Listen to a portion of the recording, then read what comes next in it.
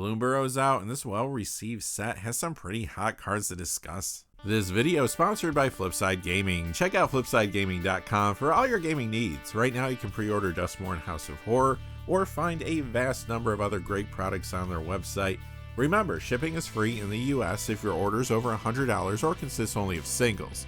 Just look in the description or comment section below for direct links to their site.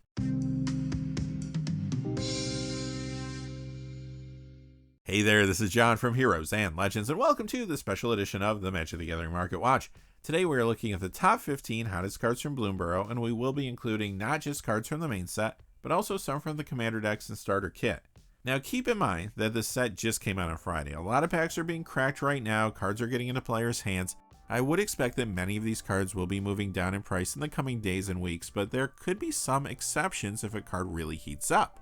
Quickly before we get into it though, I did want to say thank you to one of the YouTube Hero and Legend tier channel members, and that is Joseph Capitani. Just wanted to take this moment to say thank you, Joseph. Thank you for your support.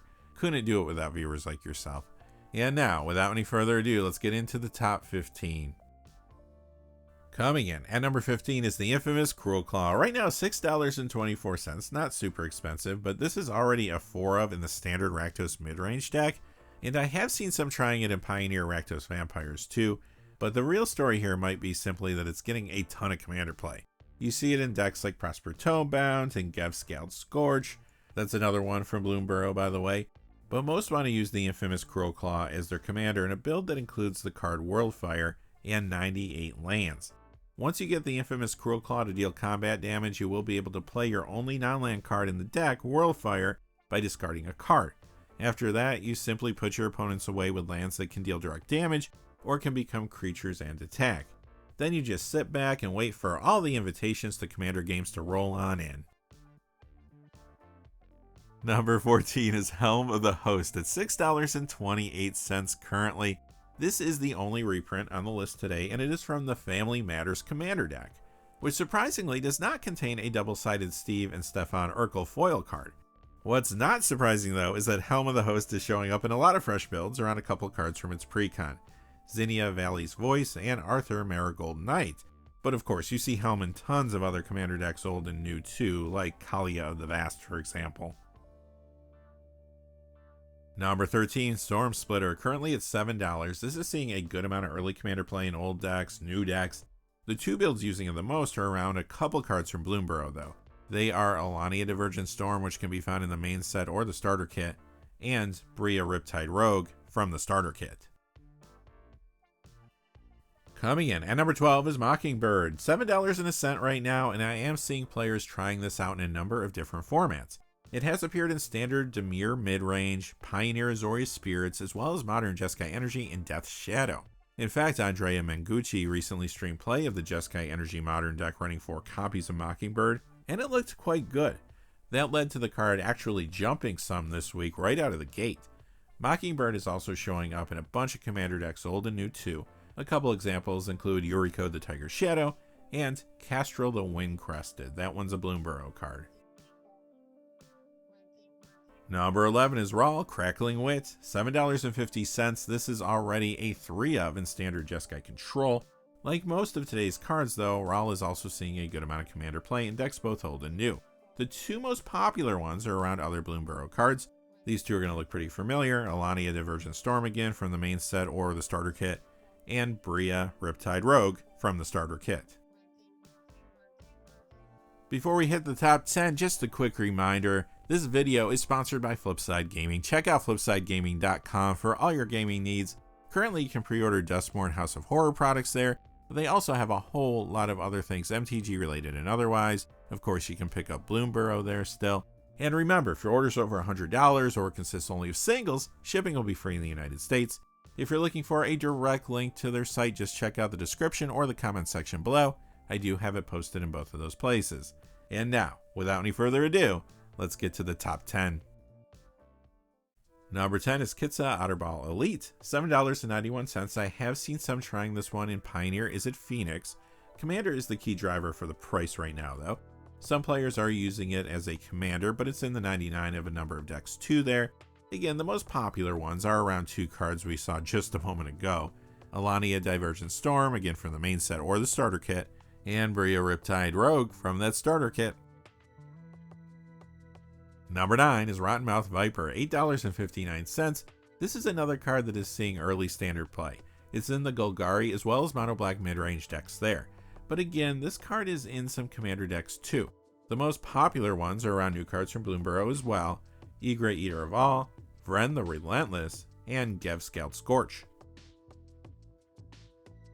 Number 8 is Bloodroot Apothecary at $9 even right now.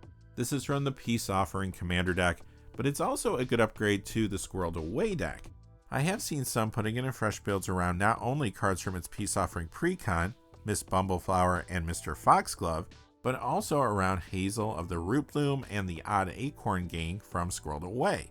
Plus, Bloodroot Apothecary is in a bunch of other decks old and new in the format. One example is Chatterfang Squirrel General, which actually was reprinted in Squirreled Away.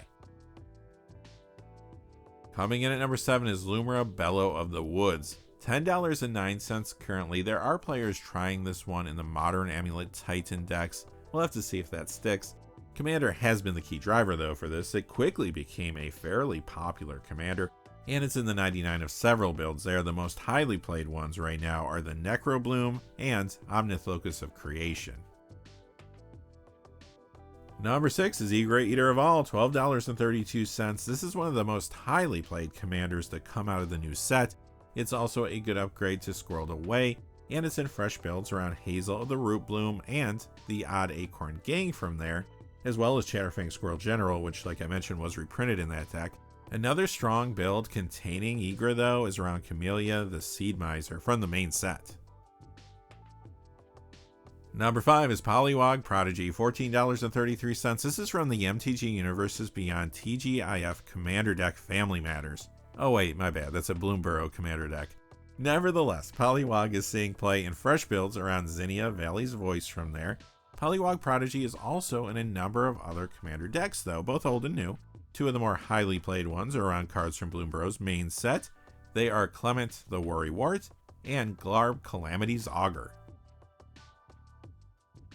Coming in at number 4 is Maha Its Feathers Knight, $14.88. Some are trying this in standard Rakdos midrange, but the real story here is that Maha has been a very popular commander right out of the gate. It's in the 99 of several builds there too, including Egret Eater of All and Vren the Relentless. Number 3, maybe one of the more interesting cards on the list today, is Innkeeper's Talent at $16.68. This card spiked pretty aggressively upon release. The main reason for that is because it combos with Vraska Betrayal's Sting. Basically, if you play Vraska with Innkeeper's Talent when level 3 is active, you can give an opponent 18 poison counters. A new standard Golgari midrange deck is running 2 or 3 copies of Vraska and 4 copies of Innkeeper's Talent. Not surprisingly, the build is getting a lot of attention. Additionally, I'm also seeing some trying this card out in Modern Hardened Scales, and as you can imagine, Innkeeper's Talent is getting a lot of commander play too. It's a good upgrade to the Peace Offering commander deck, and it's in fresh builds around Miss Bumbleflower from there. Another very highly played deck running Innkeeper's Talent in commander is the one around Helga Skittish Seer from the main set. Coming in at number 2 is one of the foil front-facing cards from the starter kit. It is Bria Riptide Rogue at $8.13. I don't have much to say about this card that I haven't said in different parts of the video. There are a lot of players using this as a commander. It's in the 99 of some builds too. The most highly played one is around Alania Divergent Storm, which is in the main set as well as the starter kit. Ultimately though, keep an eye on Bria. Sometimes those starter kit cards tend to go down quickly once the kits get more circulated. And finally, coming in at number 1 is 3 Tree City at $24.10. The number 1 hottest card is a rare, not a mythic, and that does say something. This has quickly become a very sought after, highly played commander card. It's showing up in a ton of different builds. A few popular examples include Chatterfang Squirrel General, Alania Divergent Storm, and Wick the World Mind. And just like that, that's going to do it for our top 15 hot Bloomburrow cards. Next week, I'll see where the market sits. If the Bloomburrow cards maintain their heat, and a lot of them are still spiking, I could have a separate video. If not, if there's only a few moving up, I'll just roll them into the regular video and we'll just kind of see what happens over the course of the next few days. But regardless, if you want to know, well, what cards outside of Bloomburrow should I be watching for this week? I did put out a video earlier in the week looking at the top 15 hot cards other than Bloomburrow in Magic the Gathering secondary market. Check that out. But until next time, hey, thanks for watching. Please remember to like and subscribe and have a great day. Hey, thanks for watching. This video is made possible through the generous support of viewers like you on Patreon. Check out the description below for links to our Patreon page as well as our Amazon affiliate store, where a small percentage of all sales will also help support the channel. Finally, if you haven't had a chance yet to subscribe, hit that subscribe button so you don't miss any of the new videos on Heroes and Legends. Talk to you again soon and have a great day.